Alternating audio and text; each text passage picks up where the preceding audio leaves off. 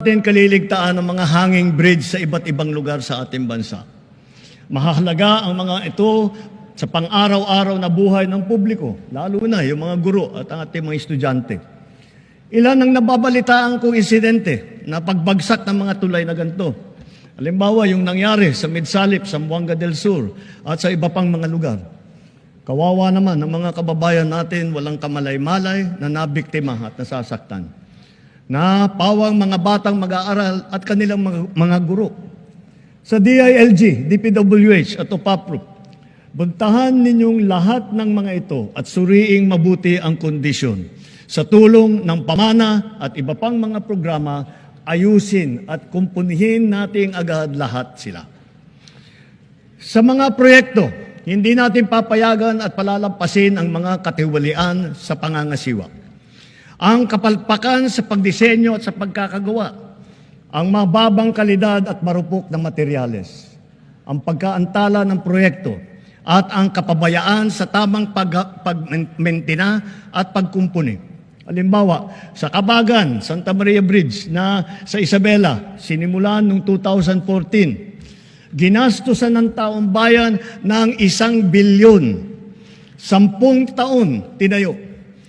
Nung binuksan, ilang araw pa lang, giba na agad. Napakamahal. Ang tagal ginawa. Ang bilis na sira.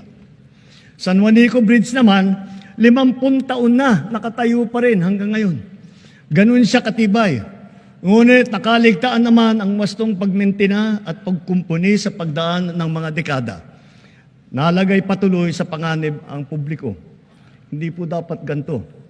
Sa Build Better More, hindi ang kapakanan, higit ang kapakanan at kaligtasan ng mamamayan ang napakamahalaga. At ang mga proyekto, tama dapat ang disenyo. Kamakailan lamang, nag-inspeksyon ako sa naging epekto ng habagat ng bagyong Krising, Dante at Emong.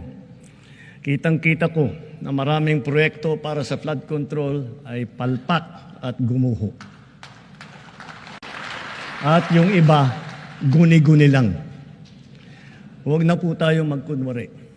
Alam naman ng buong madla na nagkakaraket sa mga proyekto.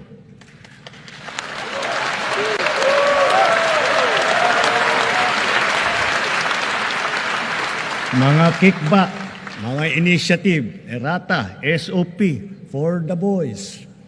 Kaya sa mga nakikipagsabwatan upang kunin ang pondo ng bayan at nakawin ang kinabukasan ng ating mga mamamayan, mahiya naman kayo sa inyong kapwa Pilipino.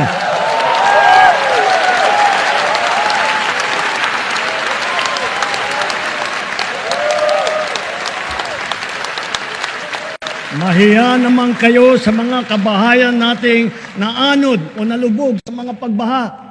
Mahiya naman kayo, lalo sa mga anak natin na magmamana sa mga utang na ginawa ninyo nang binulsan nyo lang ang pera.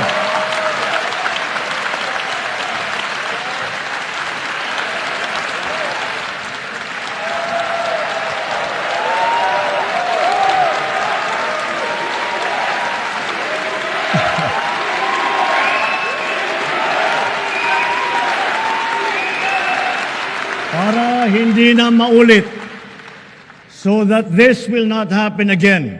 First, the DPWH will immediately submit to me a list of all flood control projects from every region that were started or completed in the last 3 years.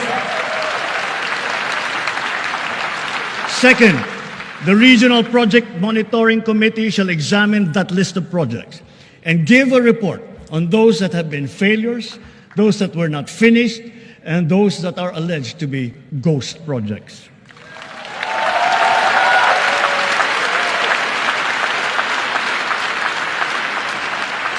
And third, we will publish this list.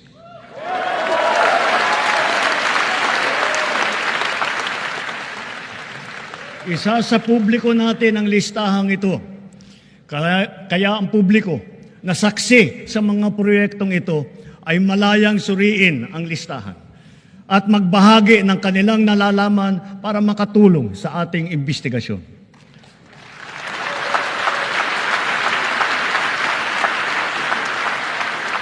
At the same time, there will be an audit and performance review regarding these projects to check and make sure and to know how your money was spent.